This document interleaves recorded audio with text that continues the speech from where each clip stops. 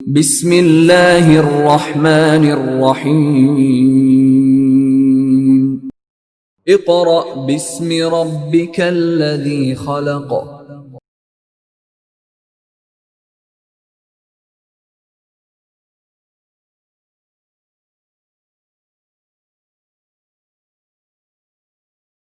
Dear students of class 5, 6 and 7, today we are going to start study work for day 4.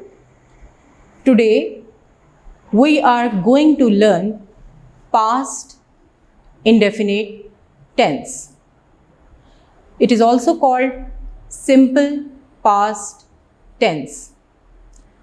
My dear students, first of all हम इसकी तारीफ़ और पहचान पढ़ेंगे। जैसा कि आप बोर्ड पर देख रहे हैं इसकी डेफिनेशन, वो फ़ेल जिसमें किसी काम का करना या होना गुज़रे हुए ज़माने में पाया जाए, इसे फ़ेल माज़ी कहते हैं। दोबारा से पढ़ेंगे। वो फ़ेल जिसमें किसी काम का करना या होना गुज़रे हुए ज़माने में पाया जाए, इसे फ़ेल माज़ी कहते हैं। यानी हम प्रेजेंट इंडेफिनिट में पढ़ चुके हैं कि जो काम आप मौजूदा ज़माने में करते हैं, जो आदत है, रवाज है, उसे प्रेजेंट इंडेफिनिट कहते हैं। मिसाल के तौर पे जब आपकी टीचर आपसे कहती हैं, आपका नाम लेकर, आपका रोल नंबर लेकर, तो आप प्रेजेंट कहते हैं, यानी आप हाजिर हैं। तो जब कोई काम गुज़रे हुए वक्त में हो, यानी आपने एक दिन पहले वो काम किया हो या माजी में आपने वो काम किया हो, तो उसे फ़ेल माजी कहते हैं। तो उर्दू जुमलों में के आखिर में अलिफ, छोटी ए, बड़ी ए जैसे हुरूफ आते हैं। मसलन खाया, अब देखिए यहाँ पर खे अलिफ खा और ये के साथ अलिफ आ गया। इसके आखिर में है, हूँ वगैरह कुछ नहीं आता। इसके बाद ख़त्मा लग जाता है, यानी जब ये अलिफ या आता है या बड़ी ये आते हैं या अलिफ आता है, तो उसके बाद ख़त्मा लग जाता है। खाया, सोया, गया वगैरह। ये मिसालें हैं जो कि मैंने आपके सामने यहाँ पर कुछ मिसालें दी हैं, ज़्यादा मिसालें मैंने नहीं दी। तो यहाँ पर आपको सबसे पहले ये जहन में रखना है कि ऐसा काम जो आपने कर लिया, ठीक है, जो आपने किया, कब किया आपको नहीं याद, नहीं मालूम, लेकिन वो हो गया, तो वो पास्ट बन गया। ठीक है, जब आप छोटे थे, फिर आप बड़े हुए, फिर अब आपकी प्रेजेंट स्टेज है, तो जब आप पैदा हुए, इस दुनिया में आए, तो वो आपका पास्ट, उसके बाद फिर जो आपकी प्रेजेंट स्टेज है वो आपका प्रेजेंट है। तो यहाँ पर आपको मिसालें देने का मकसद सिर्फ ये है कि छोटी छोटी मिसालों से आपको वाज़ेह होता चला जाए कि आपने किस तरीके से इसको ज़हन नशीन करना है। तो माय डियर स्टूडेंट्स, आपने यहाँ पर इसकी निशानी भी समझ ली। आखिरी निशानी समझना इसलिए ज़रूरी है कि अगर आप ट्रांसलेशन करते वक्त आखिरी निशानी को जहन में नहीं रखेंगे तो आपकी ट्रांसलेशन गलत टेंस के हिसाब से हो जाएगी और उससे आपकी गलतियां होने के चांसेस ज़्यादा हैं। तो यहाँ पर आपने जो प्रीवियस डेज़ में हमने पढ़ा work for day 2 and work for day 3, उसमें आपने प्रेजेंट इंडेफिनिट को पढ़ा। उसकी निशानी है, हूँ, हैं वगैरह थी। यहाँ पर पास्ट इंडेफिनिट है, इसकी निशानी जुमले के आखिर में अलिफ, छोटी ए और बड़ी ए जैसे हुरूफ का आना है। तो सबसे पहले तो आपने डिस्टिंक्शन करनी है अपने उन जुमलों की जो आपने ट्रांसलेशन करने हैं, जिनकी या आपने कभी आपकी नज़रों से गुज़रे या आपने ख़ुद से मज़मून लिखना है। तो याद रखिए कि आपको आखिरी निशानी का ज़रूर पता होना चाहिए। एक और बात कि जब भी आप स्टोरी लिखते हैं, कोई भी कहानी, चाहे वो उर्दू में हो चाहे वो इंग्लिश में हो, कहानी हमेशा पास्ट टेंस में लिखी जाती है।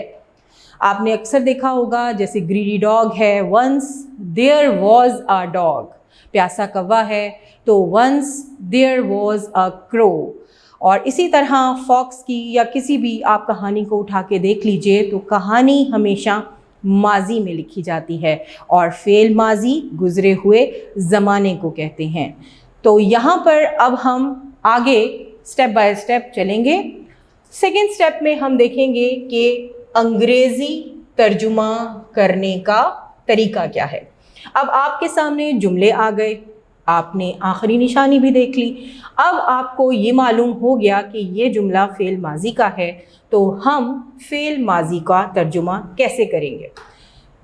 फ़ेल माजी का अंग्रेज़ी तर्जुमा करते वक्त वर्ब की दूसरी फॉर्म इस्तेमाल करते हैं। यानी आपने प्रेजेंट में हमेशा पहली फॉर्म इस्तेमाल करनी है। प्रेजेंट इंडेफिनिट की बात अगर करें तो आपने हमेशा पहली फॉर्म इस्तेमाल करनी है वर्ब की, और पास्ट इंडेफिनिट टेंस में, क्योंकि हम अभी इंडेफिनिट पढ़ रहे हैं, सादा पढ़ रहे हैं, वो हमने फ़ेल हाल सादा पढ़ा।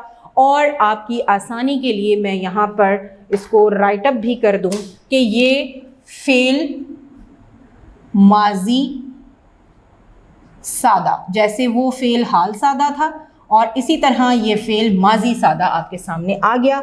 इसका एक और नाम भी है सिंपल पास्ट टेंस, यानी सिंपल पास्ट टेंस कह लें या पास्ट इंडेफिनिट टेंस कह लें, दोनों एक ही मायने रखते हैं।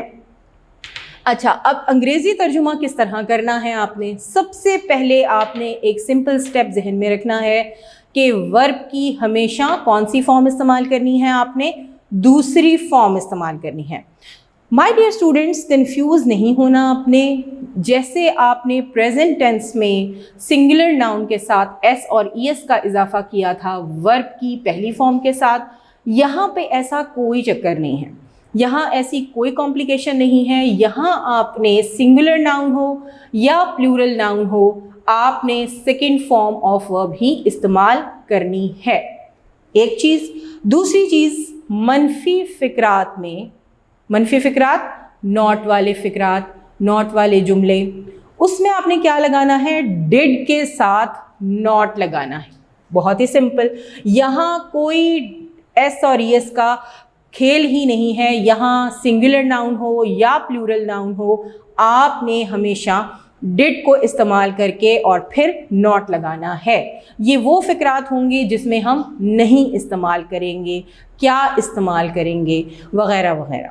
तो यहाँ पर सबसे पहला पॉइंट आपने जहन में रखना है कि वो फ़ेल जिसमें किसी काम का करना या होना गुज़रे हुए ज़माने में पाया जाए, उसे फ़ेल माजी कहते हैं।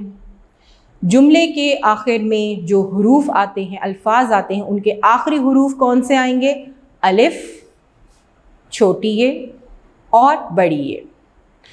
अंग्रेज़ी तर्जुमा करते वक्त आपने जो मेन पॉइंट जहन में रखना है वो है कि हमेशा वर्ब की दूसरी फॉर्म इस्तेमाल करनी है, और मनफी जुमलों में नॉट अकेला नहीं लगाना, बल्कि डू की सेकेंड फॉर्म डिड इस्तेमाल करनी है। अब जो इम्पॉर्टेंट पॉइंट मैं आपको बताने जा रही हूँ, ये बहुत ही ज़्यादा अहमियत का हामिल है।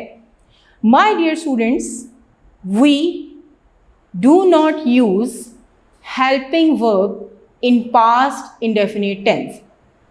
जिस तरह प्रेजेंट इंडेफिनिट टेंस में कोई हेल्पिंग वर्ब यूज़ नहीं होता, इसी तरह पास्ट इंडेफिनिट टेंस में भी we do not use helping verb, हम कोई भी हेल्पिंग वर्ब इस्तेमाल नहीं करते। दूसरा पॉइंट क्या है, we always use first form of verb with did. Keep it in mind कि आप अगर डिड इस्तेमाल कर रहे हैं तो डिड के साथ हमेशा हमेशा हमेशा वर्ब की पहली फॉर्म आती है। डिड ऑलरेडी एक सेकेंड फॉर्म ऑफ वर्ब है, डू की सेकेंड फॉर्म है, तो डिड जहाँ इस्तेमाल होगा वहाँ आपने वर्ब की हमेशा पहली फॉर्म इस्तेमाल करनी है। तो ये चीज़ आपने जहन में बिठानी है कि पास्ट टेंस में प्रेजेंट टेंस की तरह कोई हेल्पिंग वर्ब यूज़ नहीं होता और डिड के साथ हमेशा वर्ब की पहली फॉर्म इस्तेमाल होती है। Now let's come towards the structure of sentence. We have learned about the structure of sentence. जिस तरह प्रेजेंट इंडेफिनिट टेंस में आपका सेंटेंस 3 हिस्सों पर मुश्तमिल था, इसी तरह पास्ट इंडेफिनिट टेंस में भी आपका सेंटेंस यानी जुमला 3 हिस्सों पर मुश्तमिल होगा। वो क्या है? Subject, verb, object. ठीक है, सब्जेक्ट, वर्ब, ऑब्जेक्ट, ये आपके वो 3 अज्जा हैं जिनसे मिलकर आपका पास्ट इंडेफिनिट टेंस का जुमला बन जाएगा। तो यहाँ आपने सीखा कि पास्ट इंडेफिनिट टेंस में तारीफ़ व पहचान और अंग्रेज़ी तर्जुमा करने का तरीका क्या होना चाहिए। तो यहाँ आपके जहन में जो मेन पॉइंट्स हैं वो ये होने चाहिए कि आपने किस तरीके से इसको आगे लेके चलना है। तो माय डियर स्टूडेंट्स, आपका अब शुरू होगा इसके साथ ही आपका मेथड ऑफ ट्रांसलेशन। तो मेथड ऑफ ट्रांसलेशन में आपने क्या करना है, जो आपने प्रेजेंट इंडेफिनिट टेंस में किया था वो। So my dear students, let's start work for day 5. In study work for day 4, we learned about past indefinite tense with definition और identification. जुमलों में आखिरी निशानी की पहचान और उसकी ट्रांसलेशन का तरीक़ाकार हमने ये सीखा। आज वर्क फॉर डे 5 में आप मेथड ऑफ ट्रांसलेशन सीखेंगे कि हमने पास्ट इंडेफिनिट टेंस को किस तरह चारों जुमलों में ट्रांसलेट करना है। तो सबसे पहले स्ट्रक्चर ऑफ सेंटेंस में हमने जब सीखा था कि सेंटेंस किस तरह बनता है और उसके बाद काइंड्स ऑफ सेंटेंसेस सीखी थी, तो उसमें सबसे पहले डेक्लेरेटिव, नेगेटिव, इंट्रोगेटिव और इंट्रोगेटिव नेगेटिव सेंटेंसेस आ जाते हैं। My dear students, let's start translation of declarative sentences.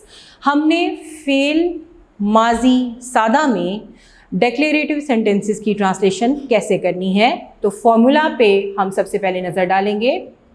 सबसे पहले सब्जेक्ट यानी फाइल, उसके बाद second form of verb, then object, then full stop. ये आपका डेक्लेरेटिव सेंटेंसेस का फॉर्मूला है जिसमें बिल्कुल सादा और वाज़े बात आपने ट्रांसलेट करनी है। सब्जेक्ट काम करने वाला हमारी प्रीवियस एग्जाम्पल हमारे साथ है जो प्रेजेंट इंडेफिनिट में आई राइट अ लेटर थी और उसका मतलब कि मैं ख़त लिखता हूँ, और अब हो जाएगा कि मैंने ख़त लिखा। क्या जुमला हो जाएगा? मैंने ख़त लिखा। I wrote a letter, full stop. क्या जुमला हो गया? आई रोट आ लेटर, मैंने ख़त लिखा। अब इसी तरह जब हम नेगेटिव सेंटेंसेस बनाएंगे, नॉट वाले जुमले बनाएंगे, तो क्या हो जाएगा? हमारा जुमला उर्दू में क्या हो गया? उर्दू में हमारा जुमला यहाँ पर क्या हो जाएगा? मैंने ख़त लिखा। अब आप ये निशानी देख सकते हैं कि यहाँ पर उर्दू जुमले के आखिर में अलिफ आ रहा है, लाम, खे और अलिफ और आगे ख़त्मा। तो ये निशानदेही है कि ये सिंपल पास्ट टेंस का डेक्लेरेटिव सेंटेंस है कि मैंने ख़त लिखा। अब जब हम इसका नेगेटिव बनाने जाएंगे तो क्या हो जाएगा कि मैंने ख़त नहीं। नेगेटिव मीन्स नॉट के सेंटेंसेस, मनफी फिक्रात। मैंने ख़त नहीं लिखा। अब आपके सामने अलिफ वही है, अलिफ चेंज नहीं हुआ, यानी पास्ट इंडेफिनिट टेंस में आखिरी निशानी तब्दील नहीं होगी। जुमलों की बनावट चेंज हो जाएगी, जुमलों में सवाल भी आ जाएगा, जुमलों में नहीं भी आ जाएगा, लेकिन आखिरी निशानी तब्दील नहीं होगी। तो यहाँ पर नेगेटिव सेंटेंस को जब हम ट्रांसलेट करेंगे तो सेम फॉर्मूला हमारे पास जो हमने पहले किया था प्रेजेंट इंडेफिनिट में, यही हमारे पास होगा। थोड़ी सी तब्दीली क्या आ जाएगी कि सब्जेक्ट प्लस डिड नॉट, वहाँ था डू नॉट या डज नॉट, और यहाँ आपका पास्ट इंडेफिनिट में डिड नॉट आ गया। उसके बाद क्योंकि मैंने आपको पहले बता दिया है, दोबारा बता देती हूँ कि always use first form of verb with did, क्योंकि डिड एक पहले ही सेकंड फॉर्म है, तो डिड के साथ हमेशा वर्ब की पहली फॉर्म इस्तेमाल करते हैं, plus object then full stop. मैंने ख़त नहीं लिखा, तो क्या ट्रांसलेशन हो जाएगी? I did not write a letter. Write क्यों आया? क्योंकि डिड इस्तेमाल हुआ है। डिड के साथ वर्ब की हमेशा पहली फॉर्म, डिड के साथ वर्ब की हमेशा पहली फॉर्म। ये बार बार आपके जहन में बिठाने के लिए रेपिटेशन की जा रही है। My dear students, let's come towards third type of sentences, interrogative sentences, यानी कि सवालिया फिक्रात। पास्ट इंडेफिनिट में सवालिया फिक्रात बनाने का बहुत ही आसान तरीका है। आप देख सकते हैं कि सबसे पहले हमने जिस तरह प्रेजेंट इंडेफिनिट टेंस में डू या डज को पहले लिखा था, इसी तरह हमने आज यहाँ पर पास्ट इंडेफिनिट बनाते हुए डिड को पहले लिखा। सबसे पहले डिड प्लस सब्जेक्ट यानी फाइल, उसके बाद verb, first form of verb. ये FFV जो यहाँ एब्रीविएशन मैंने यूज़ किया है, it indicates first form of verb. क्या इंडिकेट करता है ये? First form of verb. FFV stands for first form of verb, plus object plus question mark. My dear students, keep it in mind, if you will not put a question mark at the end of interrogative या interrogative negative sentences, your sentence will be wrong. तो आप इसकी translation कैसे करेंगे? सबसे पहले did, then subject यानी file, I, then first form of verb, then letter. तो यहाँ पे क्या इसकी ट्रांसलेशन हो जाएगी कि क्या मैंने ख़त लिखा। देखिए आखिरी निशानी मेरे साथ साथ चल रही है, हर एक सेंटेंस में आपको ये अलिफ नज़र आ रहा है, आखिरी निशानी चेंज नहीं होगी। तो क्या ट्रांसलेशन होगी इसकी? क्या मैंने ख़त लिखा? Did I write a letter? Question mark. क्या मैंने ख़त लिखा? Did I write a letter? Question mark. Then last but not the least, interrogative negative sentences, यानी सवालिया मनफी फिक्रात, जिसमें सवाल भी होगा और नॉट भी होगा। तो क्या इसकी ट्रांसलेशन का फॉर्मूला होगा? First of all did, then subject, then not, plus first form of verb, object, plus question mark. तो क्या ट्रांसलेशन हो जाएगी? इस उर्दू जुमले को हम किस तरह, यहाँ पर आएगा क्या मैंने ख़त नहीं लिखा। ये उर्दू लिखने का मकसद सिर्फ ये है कि आप इसकी ट्रांसलेशन जब करें अपने जुमलों को, तो आप टैली कर सकते हैं कि क्या निशानी मैच कर रही है। आप जहन नशीन कीजिए, बार बार प्रैक्टिस कीजिए। तो क्या मैंने ख़त नहीं लिखा? Did I not right a letter? Question mark. Did I not write a letter? Question mark. क्या मैंने खत नहीं लिखा? तो माय डियर स्टूडेंट्स, सबसे पहला हमारा सेंटेंस था कि मैंने खत लिखा, आई रोट आ लेटर। दूसरे में मैंने खत नहीं लिखा, I did not write a letter. क्या मैंने खत लिखा? Did I write a letter? Question mark. क्या मैंने खत नहीं लिखा? Did I not write a letter. आपको तोड़ तोड़ कर फॉर्मूला के ज़रिए प्लस के साइंस के साथ समझाने का मकसद ये है कि आप बेहतर तौर पर ये समझ सकें कि नॉट कहाँ लगाना है, सब्जेक्ट से पहले लगाना है या बाद में। अक्सर आप कंफ्यूज हो जाते हैं, तो आपकी कन्फ्यूजन दूर करने के लिए अगर आप मैथ्स की तरह ये इंग्लिश के फॉर्मूला भी याद कर लें टेंसेस के, तो इसमें कोई शक नहीं कि आप कभी भी गलत ट्रांसलेशन नहीं करेंगे। तो ये था आपका पास्ट इंडेफिनिट टेंस या सिंपल पास्ट टेंस का method of translation.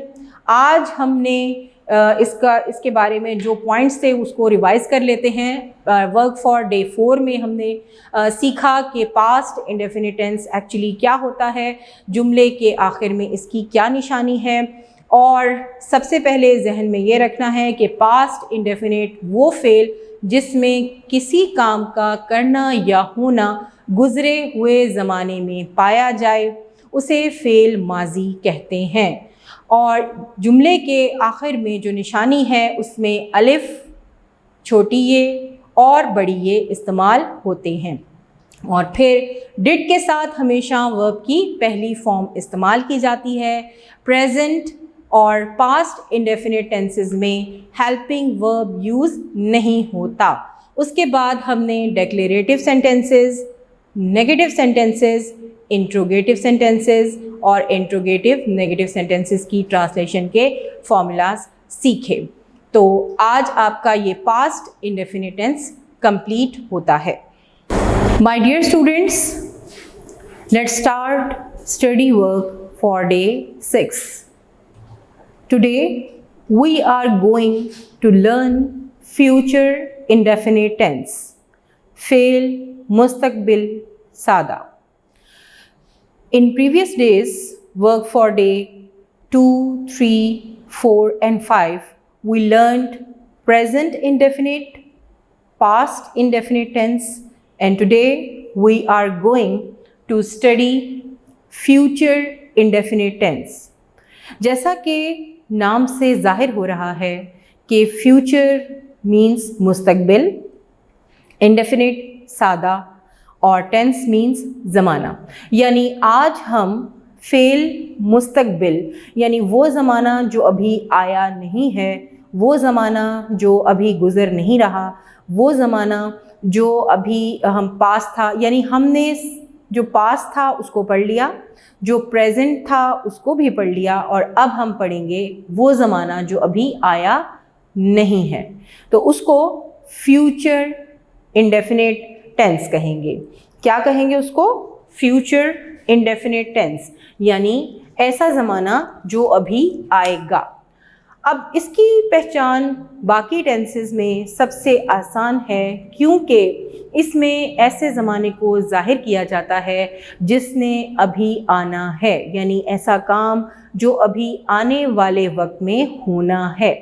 First of all let's learn तारीफ़ व पहचान, यानी इसकी डेफिनेशन क्या है, मार्क ऑफ आइडेंटिफिकेशन क्या होगा, इसकी निशानी क्या है।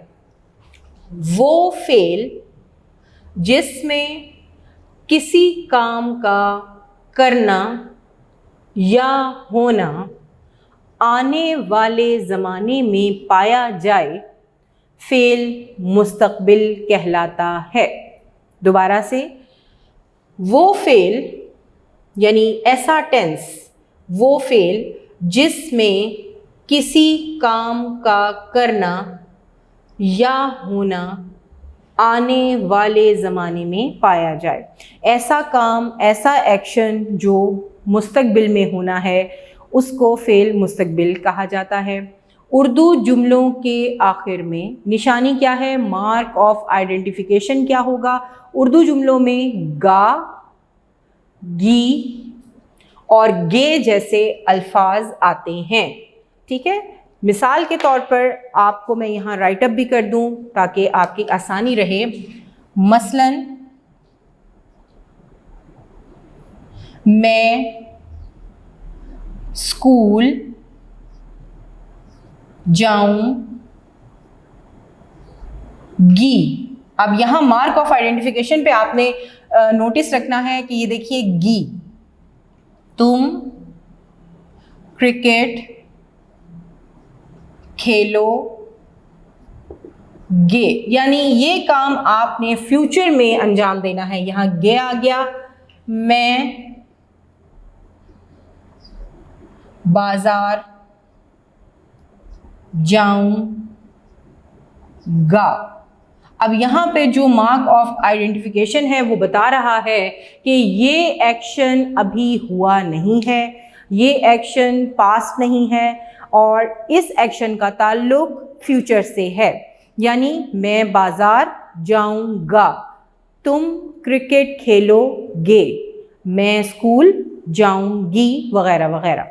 ये वो एग्जाम्पल्स हैं जो आपके लिए बहुत ही आसान है समझना, और वो इस तरह कि जब आप फार्मूला समझ जाते हैं, आप उसके बाकी सारी चीज़ों को, मार्क ऑफ आइडेंटिफिकेशन को समझ जाते हैं, तो आप जब ट्रांसलेशन करेंगे तो ट्रांसलेशन में आपको दिक्कत पेश नहीं आएगी। तो ये था तारीफ़ व पहचान यानी आइडेंटिफिकेशन, इसकी कैसे मार्क ऑफ आइडेंटिफिकेशन क्या होंगे और इसकी डेफिनेशन क्या है। तो अब हम इसका अंग्रेज़ी तर्जुमा करने का तरीका सीखेंगे कि एक्चुअली इसमें हम क्या इस्तेमाल करते हैं। इस फेल में दो हेल्पिंग वर्ब्स विल और शेल इस्तेमाल होते हैं। वर्ब की हमेशा फर्स्ट फॉर्म इस्तेमाल होती है। सिंपल रूल है, आपने प्रेजेंट इंडेफिनिट और पास्ट इंडेफिनिट जब पढ़ा तो उसमें कोई हेल्पिंग वर्ब मौजूद नहीं था।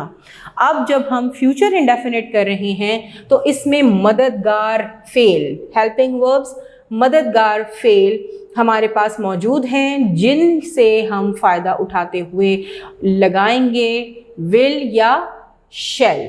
अब विल किसके साथ आना है और शेल किसके साथ आना है, ये भी कन्फ्यूजन रहती है।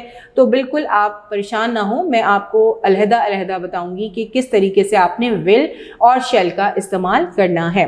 But keep it in mind my dear students के हम हमेशा विल और शेल के साथ वर्ब की पहली फॉर्म इस्तेमाल करते हैं। We always use first form of verb with will और शेल। अब यूज ऑफ विल शेल यानी विल और शेल का इस्तेमाल कहाँ होना है। सबसे पहले हम ये जान लेते हैं कि विल कहाँ इस्तेमाल होगा।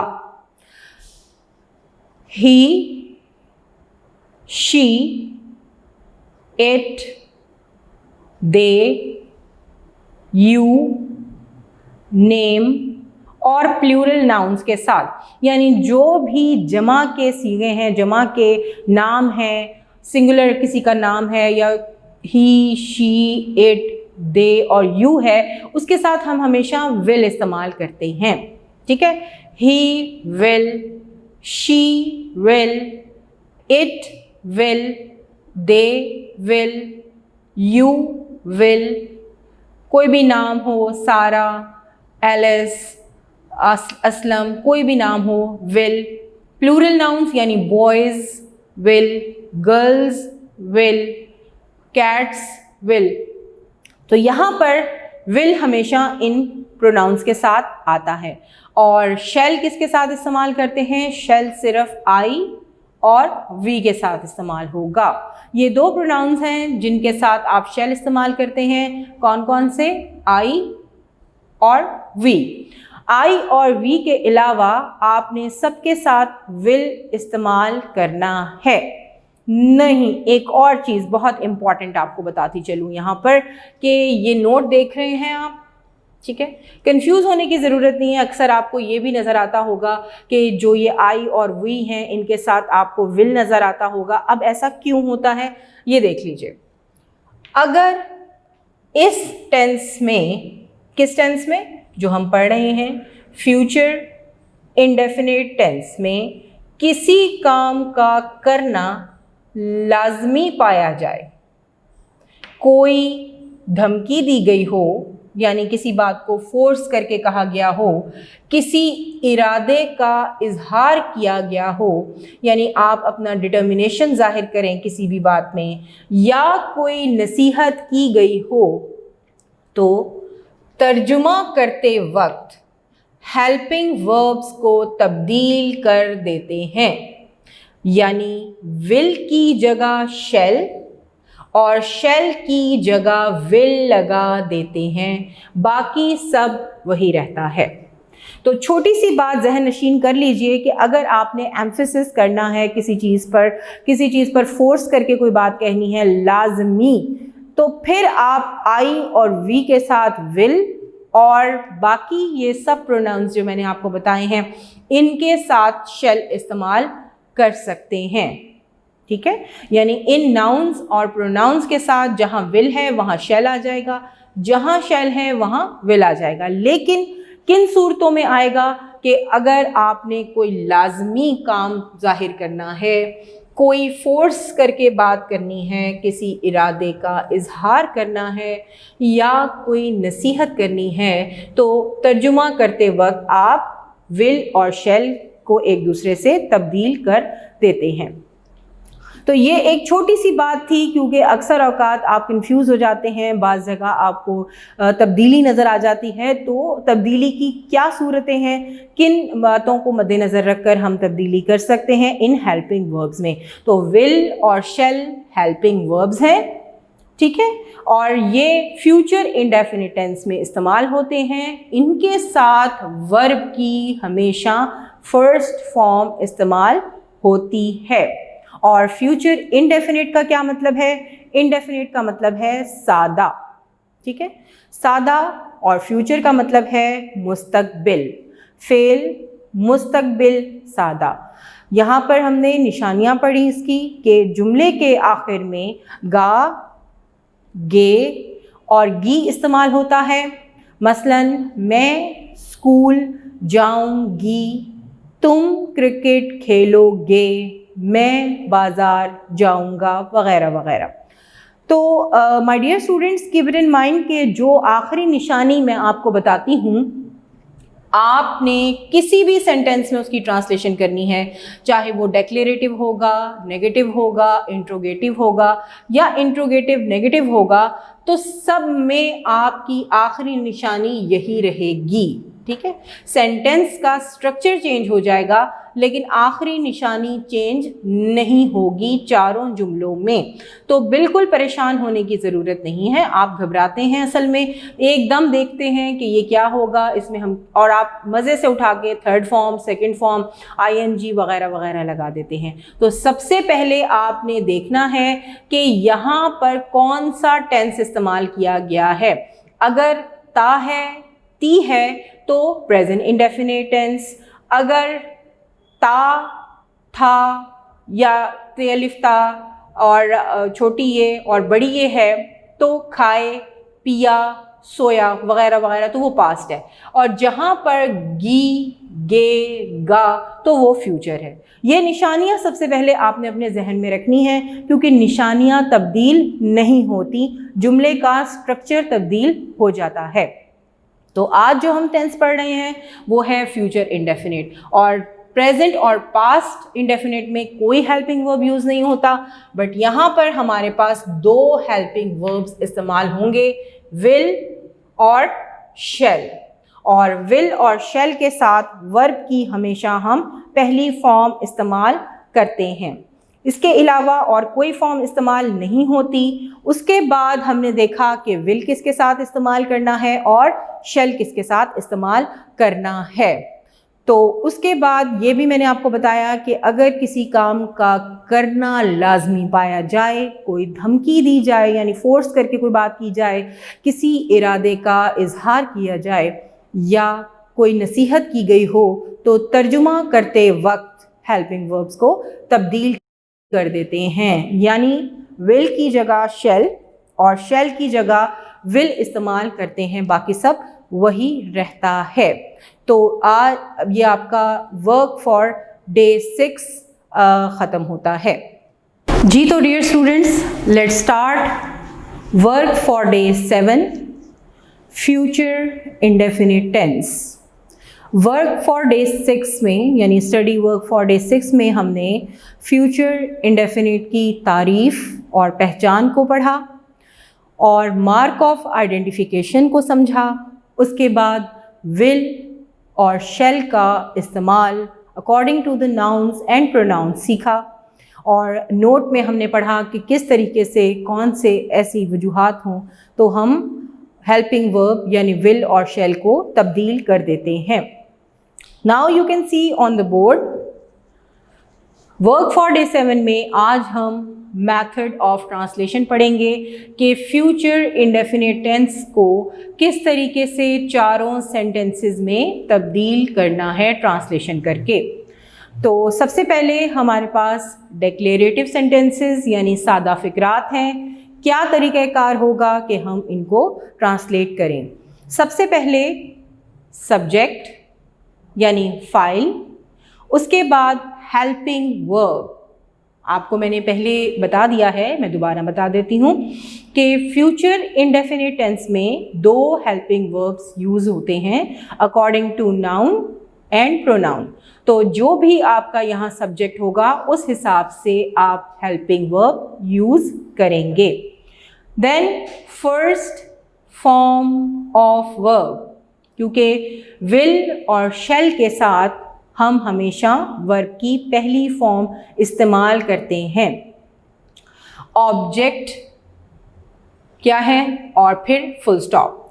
तो एग्जाम्पल हमारी क्या चल रही है कि मैं ख़त लिखता हूँ प्रेजेंट इंडेफिनिट, मैंने ख़त लिखा पास्ट इंडेफिनिट, और फ्यूचर इंडेफिनिट में क्या हो जाएगा, मैं ख़त लिखूँगा। आई shall write a letter, full stop।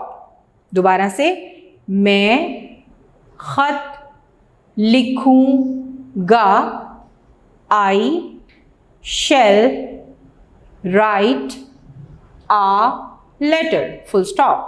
तो ये है फॉर्मूला डिक्लेरेटिव सेंटेंसेस का कि आपको कोई भी ऐसा सादा सेंटेंस सबसे पहले आपने क्या देखना है, आखिरी निशानी यानी मार्क ऑफ आइडेंटिफिकेशन। तो यहाँ पर आपने लिखा मैं ख़त लिखूँगा, गा गे गी इंडिकेट्स फ्यूचर इंडेफिनिट टेंस। तो दूसरे नंबर पे हमारा आ जाएगा नेगेटिव सेंटेंसेस। किस तरीके से हम नेगेटिव सेंटेंसेस में इसको ट्रांसलेट करेंगे। नेगेटिव सेंटेंसेस का मतलब है मनफी फ़िक्रात जिसमें हम नहीं इस्तेमाल करते हैं। फॉर्मूला क्या होगा, सबसे पहले फ़ाइल यानी सब्जेक्ट, फिर मददगार वर्ब यानी helping verb, then not, then first form of verb. FFV stands for first form of verb plus object plus full stop. यहाँ पर आपने नहीं का इजाफा कैसे करना है, ये देखिए जुमला क्या हो जाएगा, मैं ख़त नहीं लिखूँगा, ख़त्मा। I shall not write a letter, full stop. मैं ख़त नहीं लिखूँगा, यहाँ था मैं ख़त लिखूँगा और यहाँ आ गया नेगेटिव में मैं ख़त नहीं लिखूँगा। तो ये आपका नेगेटिव सेंटेंस हो गया। तीसरे नंबर पर हमारे पास है इंट्रोगेटिव सेंटेंसेस यानी सवालिया फ़िक्रात। यानी जिसमें सवाल किया गया है। तो हमने किस तरीके से इसको तब्दील करना है? सबसे पहले हम हेल्पिंग वर्ब को बाहर ले आएंगे। अकॉर्डिंग टू द सब्जेक्ट जो हेल्पिंग वर्ब हम इस्तेमाल कर रहे हैं उसको हम सवालिया फ़िक़रात में बाहर ले आएंगे सबसे पहले।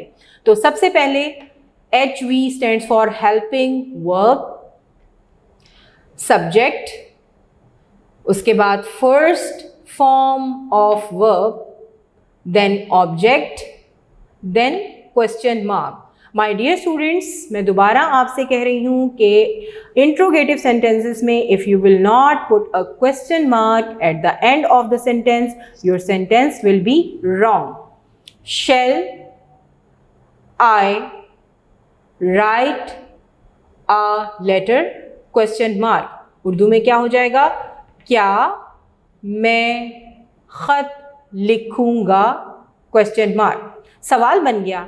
जो जुमले क्या से शुरू हों, क्यों से शुरू हों, कैसे, कब, तो जिसमें कुछ पूछा जाए तो वो सवालिया फ़िक़रात कहलाते हैं। अब यहाँ क्या से जुमला शुरू हो रहा है, तो माय डियर स्टूडेंट्स, जब भी क्या से जुमला शुरू हो या सवालिया जुमला हो, उसके आखिर में आपने सवालिया निशान उर्दू में और इंग्लिश में लाजमी डालना है।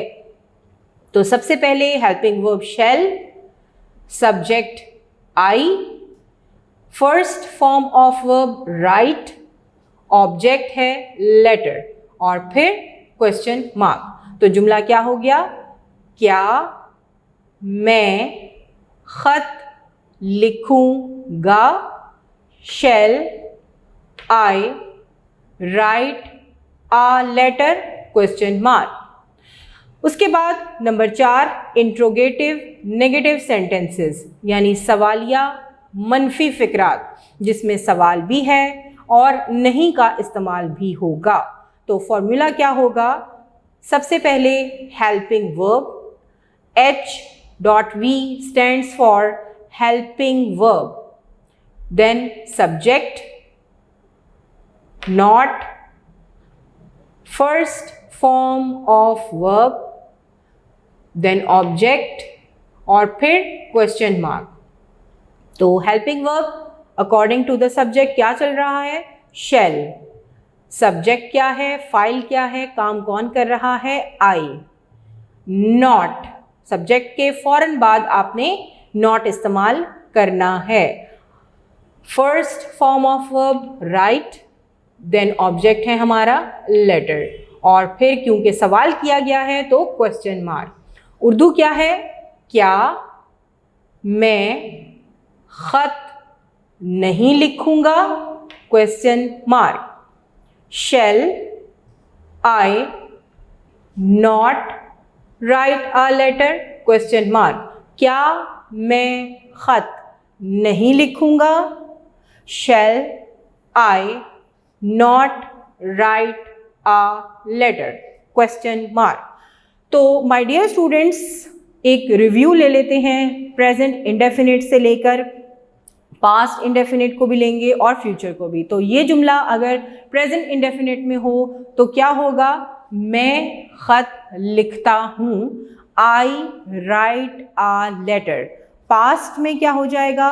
आई रोट अ लेटर और फ्यूचर में क्या हो गया? आई शैल राइट अ लेटर। इसी तरह नेगेटिव सेंटेंसेस में प्रेजेंट इंडेफिनिट में अगर ये जुमला होता तो क्या होता कि मैं ख़त नहीं लिखता हूँ, I do not write a letter. और इस तरह पास्ट में I did not write a letter, past में क्या हो जाता कि मैंने ख़त नहीं लिखा। और फ्यूचर में क्या है? मैं ख़त नहीं लिखूँगा, I shall not write a letter. और इंट्रोगेटिव अगर प्रेजेंट होता तो क्या है सेंटेंस बन जाता? क्या मैं ख़त लिखता हूँ, तो क्या हो जाता? सबसे पहले do I write a letter, question mark. Past में होता तो क्या मैंने ख़त लिखा, did I write a letter, question mark. और फिर फ्यूचर में क्या मैं ख़त लिखूंगा, shall I write a letter question mark। इसी तरह इंट्रोगेटिव नेगेटिव सेंटेंसेस में अगर ये जुमला प्रेजेंट इंडेफिनिट का होता तो क्या हो जाता, क्या मैं खत लिखता हूँ क्वेश्चन मार्क, खत नहीं लिखता हूँ। Do I not write a letter question mark, past में होता क्या मैंने खत नहीं लिखा question mark. Did I not write a letter question mark, अब फ्यूचर में है तो क्या मैं खत नहीं लिखूंगा question mark. Shall I not write a letter question mark. तो ये सब आपने बार बार अपने जहन में रिपीट करना है। एक सेंटेंस को आप ले लें, जैसे कोई भी एक सेंटेंस ले लें आप, आसान सा जुमला, क्योंकि आसानी से जब आप सीखना शुरू करेंगे तो बहुत ही आपको मज़ा भी आएगा, आपके कॉन्सेप्ट्स भी क्लियर हो जाएंगे। आप कोई भी आसान सा जुमला ले लें कि वो क्रिकेट खेलता है, और फिर वो क्रिकेट नहीं खेलता है, क्या वो क्रिकेट खेलता है, क्या वो क्रिकेट नहीं खेलता है। इसी तरह इसको पास्ट में कर लीजिए कि वो उसने क्रिकेट खेला, वो चेंज हो जाएगा उसमें, उसने क्रिकेट खेला, उसने क्रिकेट नहीं खेली। अब ये खेली भी है और खेला भी है, तो दोनों तरह आप यूज़ कर सकते हैं। खेली वैसे ज़्यादा प्रोमिनेंट होता है हर जगह पे, तो उसने क्रिकेट नहीं खेली। अब सवालिया हो जाएगा, क्या उसने क्रिकेट खेली क्वेश्चन मार्क, क्या उसने क्रिकेट नहीं खेली। ये सब मैं जो आपके सामने रिवाइज कर रही हूँ, ये सिर्फ आखिरी निशानी मैं बताना चाह रही हूँ कि आप ये देखिए कि कोई भी सेंटेंस हो किसी भी तरह का, लेकिन आखिरी निशानी तब्दील नहीं होती। अगर वो पास्ट का है तो आखिरी निशानी अलिफ छोटी ये या बड़ी में ये में से होगी। अगर वो प्रेजेंट का है तो ता है, ती है, ते हैं वगैरह आ जाएगा, ताहूँ वगैरह आ जाएगा, तीहूँ वगैरह आ जाएगा। लेकिन और अगर फ्यूचर का है तो गा, गे और गी आ जाएगा। तो क्रिकेट की बात हो रही थी, तो यहाँ पर सेंटेंस अगर हमारा फ्यूचर का बन जाएगा कि वो क्रिकेट खेलेगा, तो ही विल प्ले क्रिकेट, और वो क्रिकेट नहीं खेलेगा, he will not play cricket. क्या वो क्रिकेट खेलेगा, will he play cricket question mark, और क्या वो क्रिकेट नहीं खेलेगा तो will he not play cricket question mark. अब यहाँ पर अगर मैं जुमले को तब्दील कर दूँ कि वो क्रिकेट ज़रूर खेलेगा, तो यहाँ पर मैं ज़रूर का लफ्ज़ जो डाल रही हूँ वो लाजमी हैसियत इख्तियार कर गया है, यानी वो कंफर्म बात है कि वो क्रिकेट खेलेगा। तो यहाँ पर अगर जुमला हो जाए कि वो क्रिकेट ज़रूर खेलेगा, तो हम सिर्फ हेल्पिंग वर्ब को तब्दील करके जो विल है उसकी जगह ही के साथ शैल लगा देंगे। तो ही शैल प्ले क्रिकेट, वो क्रिकेट ज़रूर खेलेगा, वो क्रिकेट लाजमी तौर पे खेलेगा, तो विल चेंज इनटू शैल। तो आपने जहन में यही रखना है, लेकिन बिला वजह आपने प्रोनाउंस के साथ जो रिलेटिव उसके हेल्पिंग वर्ब्स हैं अगर नहीं लगाए तो जुमला गलत हो सकता है। लेकिन जो बुनियादी वजूहात मैंने आपको बता दी हैं, अलामात बता दी हैं, एक सेंटेंस में अगर मौजूद हों तो ही आपने हेल्पिंग वर्ब को अपनी जगह से तब्दील करना है। जगह वही रहेगी, हेल्पिंग वर्ब्स तब्दील हो जाएंगे सिर्फ जहाँ पे उसकी फॉर्मेशन है, जिस जगह पे उसकी बनावट आनी है, जिस जगह उसने लगना है वो तब्दील नहीं होगा, सिर्फ आपके हेल्पिंग वर्ब्स तब्दील हो जाएंगे। किन सूरतों में, ये आप वर्क फॉर डे 6 में देख सकते हैं। तो माय डियर स्टूडेंट्स, यहाँ आपका फ्यूचर इंडेफिनिट टेंस कंप्लीट होता है। आपने present indefinite tense, past indefinite tense और फ्यूचर इंडेफिनिट टेंस के 5 कोई से जुमले लेने हैं। सबसे पहले उनको आपने 5 जुमलों को आपने सबसे पहले प्रेजेंट इंडेफिनिट में तब्दील करना है 4 जुमलों में, फिर उसी जुमले को पास्ट इंडेफिनिट में तब्दील करना है 4 सेंटेंसेस में, और फिर 5 जुमलों को फ्यूचर इंडेफिनिट टेंस के 4 जुमलों में तब्दील करना है। तो अगर आप प्रैक्टिस करेंगे तो ही कामयाब होंगे, क्योंकि practice makes a man perfect. तो यहाँ आपका फ्यूचर इंडेफिनिट टेंस कंप्लीट होता है। आप अपने इस टेंस को बार बार रिवाइज करके देखिए, समझिए और इसकी प्रैक्टिस कीजिए, तो वर्क फॉर डे 7 कंप्लीट होता है।